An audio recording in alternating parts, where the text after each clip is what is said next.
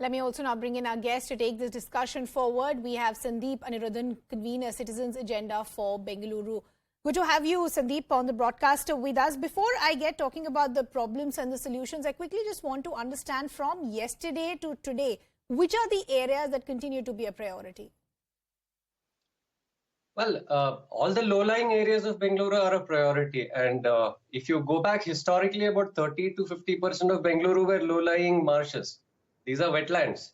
And the government has not notified the Wetland Act 2017, under which it is supposed to notify every wetland, Rajakaluwe, stormwater drain, floodplains, lakes, ponds, and rivers, and protect them.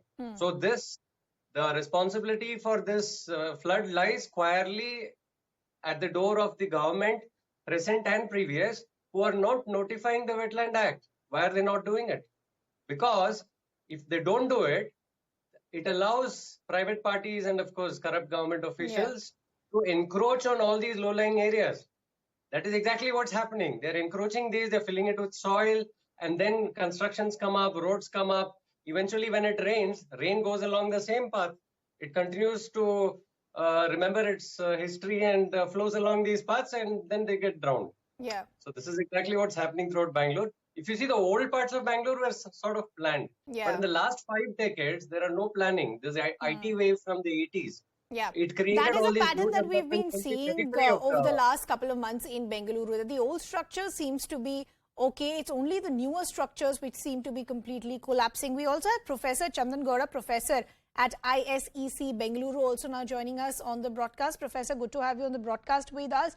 One of the key issues due to which we are seeing what's playing out in Bengaluru is encroachment. While on one hand, yes, climate change is a reality that we all have to deal with. When a city gets the highest rainfall it is seen in 3 decades, there is bound to be some sort of repercussions. But what is in our control? That is as far as encroachment is concerned. Don't you then feel it is more about a shared responsibility rather than just passing the buck? Shared responsibility between? The citizens and the state government? Yeah. No, I absolutely, there are multiple levels of failure here and responsibility, if you. I mean, for one, we don't have the municipal, BBMP, the Brihat Bangalore Mahanagara Palike, which is the chief municipal body to govern the city. It has not seen an election in 2 years. It's been run by a commissioner.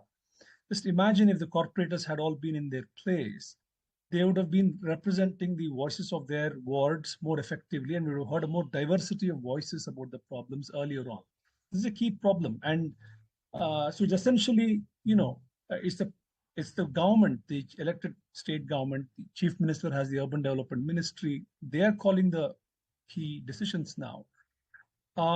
Yes, we can see how the problem has been in the making for a fairly long time. There was a report early in 2001 called the N.K. Patil report that spoke which the High Court endorsed, very clearly said the encroachments were a problem and it had to be cleared in categorical terms. Sure. And it had a very nice roadmap for how to proceed. But it's been 20 years since no one seems to care about that report.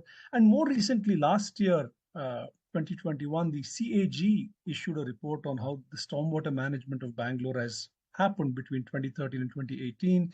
And it had a series of recommendations. So the problem is familiar. So the problem is familiar. Recommendations have been made. One sec, I just apologize for interrupting Professor Gaur.